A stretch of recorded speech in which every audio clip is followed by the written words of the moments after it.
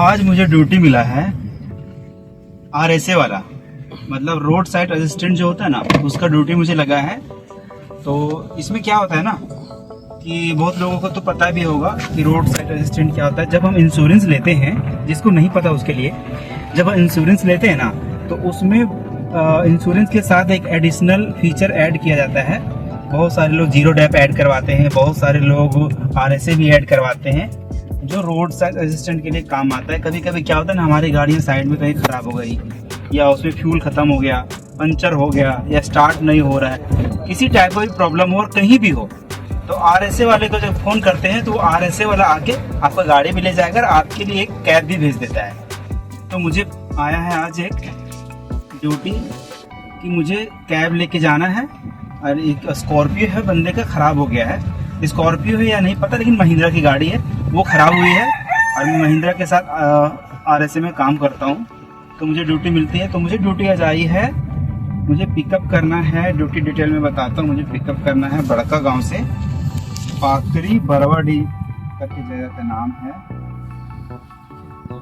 Number है, इसीलिए इसमें नहीं दिखाऊंगा क्योंकि इसमें मोबाइल नंबर भी अगले का, ठीक है।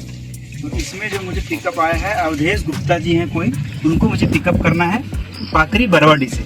मुझे लोकेशन भी मिला हुआ है, उनका करंट लोकेशन आया मेरे पास, और मुझे उसको ड्रॉप करना है नेक्स्ट जेन सॉल्यूशन महिंद्रा का जो है नेक्स्ट जेन, वहाँ पे मुझे उसको ड्रॉप कर देना है। और उसकी जो कार है उसको पिकअप करने के लिए एक क्रेन आएगी, जिसको बोलते हैं टोइंग व्हीकल।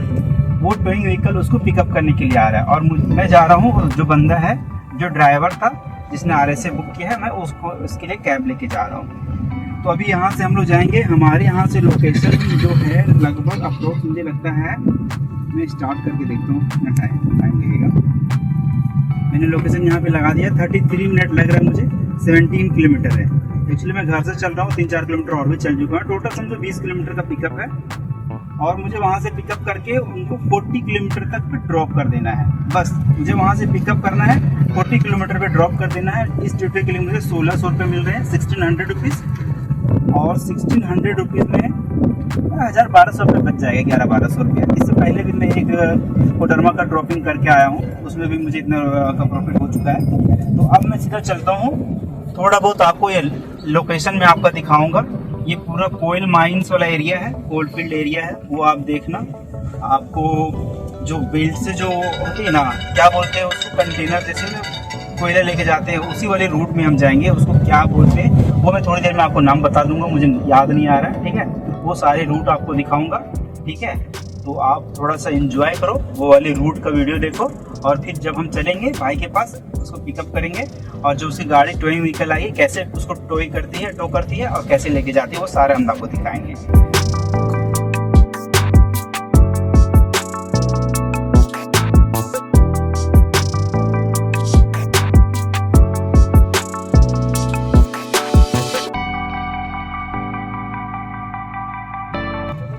इस कन्वेयर बेल्ट से 24/7 कोयला यहाँ से जाके और सीधा डायरेक्ट वहाँ पे ट्रेन पे गिर रहा है। और वो मालगाड़ियाँ भर के रोज 10-12 मालगाड़ियाँ हमारे स्टेट नहीं, हमारे डिस्ट्रिक्ट से निकलती है।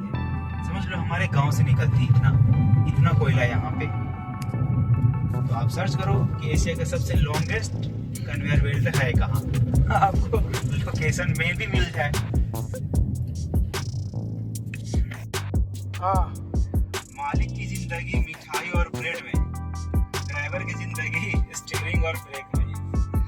ये जो कन्वेयर बेल्ट है ना, ये कन्वेयर बेल्ट ये एशिया का सबसे लॉन्गेस्ट कन्वेयर बेल्ट है। ये हम उसी रास्ते पे चलेंगे, ये बहुत लंबा है। ये देखिए एक साइड से इसे कंटिन्यू से कोयला आ रहा है, और सीधे जाके मालगाड़ी पे लोड हो रहा है, और वो मालगाड़ी जैसे भरता है वो फिर आगे चलाएगा। 24/7 ये काम चल ही रहा है यहाँ पे। ये सबसे बड़ा कोयला समझ लीजिए एक हिसाब से बनने वाला है, बना तो नहीं पर बन जाएगा, क्योंकि सबसे बड़ा कन्वेयर बेल्ट एशिया का यहाँ पे लगा हुआ है।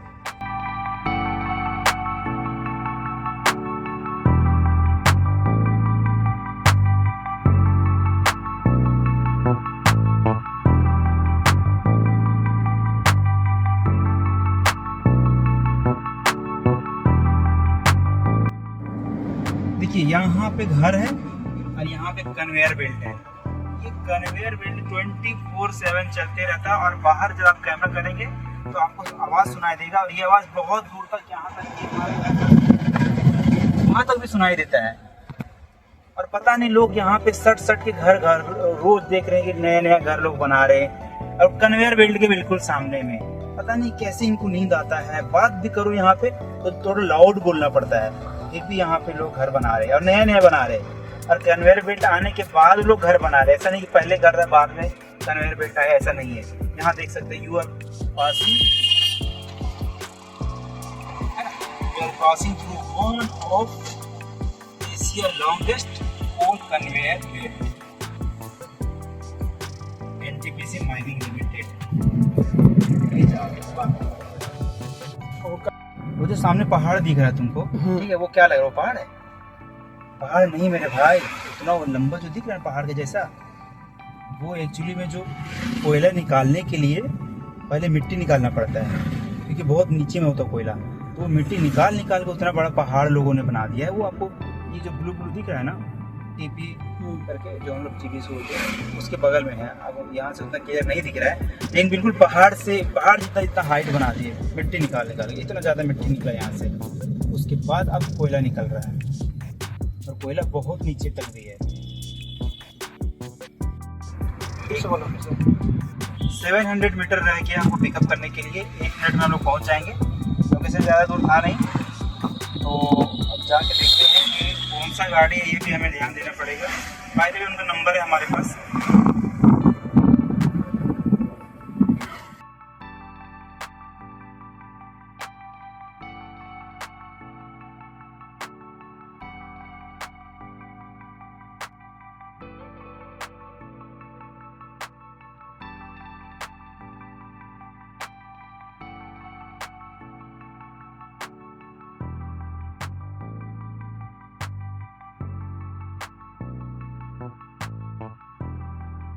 देखिए हम लोग पहुंच गए हैं।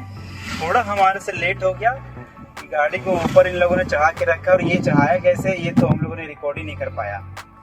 ये हमारा पिकअप लोकेशन है और यही भैया है जो ये गाड़ी आज जल्दी पहुंची। ये मुझे 3:30 बजे का टाइम दिया, 3:30 बजे गाड़ी आएगा। ये गाड़ी खराब हुई है। ये भैया बता रहे हैं कि गाड़ी का क्लच प्लेट चल गया, तो ये पिकअप नहीं बना पा रहा था। तो फिर भी इनने बताया कि यहाँ से ये गाड़ी को रेस दे के और फिर ऊपर चढ़ाए हैं। अदरवाइज़ क्या होता है ना कि अभी गाड़ी चालू नहीं होता है तो इनके पास होता है एक बेल्ट जैसा कुछ होता है, उससे बांधते और खींचते हैं इसको और इजीली गाड़ी के ऊपर चढ़ जाता है। वो जो भैया चेक शर्ट में दिख रहे हैं इनका कार है और ये लगता है माइंस में ही चलता है। ये गाड़ी येलो नंबर प्लेट है ना, कमर्शियल गाड़ी है, माइंस में ही चलता है। गाड़ी अभी चढ़ गई, अब इसको लेके हम लोग आगे चलेंगे।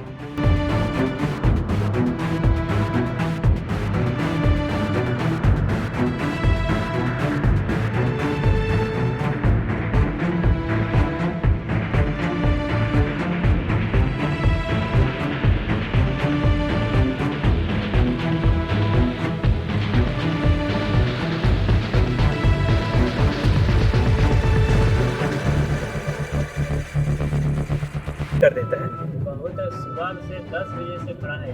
10 बजे हमको कब बोला? हमको जैसे मेरे पास आया ना नंबर आपका, हम ऐसे फ़ोन किए, ठीक है। तो ये क्रेन वाला ने लेट कर दिया। सुबह उनको बोला कि रांची से आ रहा है आपका गाड़ी, हजारीबाग में अवेलेबल नहीं, तो रांची से आ रहा 3.5 घंटा लगेगा। शोरूम का मैनेजर को फ़ोन किए, ठीक है बात करवाया,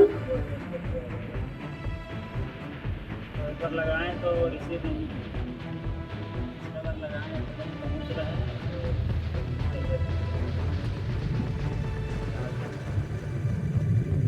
3:30 बजे समझेंगे, 3:30 बजे तक आएगा। तो हम फिर हाईवे तक पहुँचने सोचे चलो हो सकता है जल्दी आ जाए, सही के टाइम पर आ गए।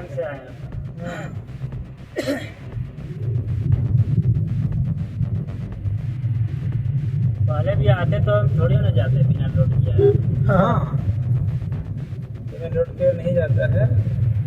जैसे बहुत लोग, जैसे हम बहुत जगह गए, फोर्ड का गाड़ी रहता है उसमें भी जाते हैं, किया का गाड़ी में भी जाते हैं, महिंद्रा में भी जाते हैं।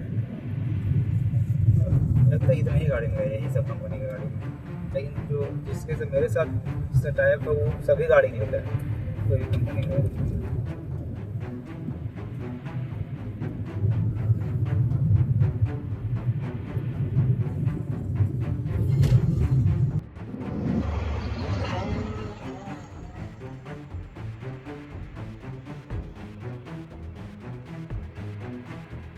हमारा ड्रॉप हो गया कंप्लीट।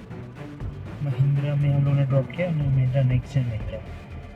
अभी भैया का गाड़ी आया नहीं है, वो पीछे जो टोइंग व्हीकल है उससे आएगा। तो हमारा ड्यूटी कंप्लीट। अब हम चलेंगे अपना घर। पूरा बीच में नहीं बना सके वीडियो, बारिश का पूरा हाथ दर्द कर रहा था, बोला नहीं बनाएंगे।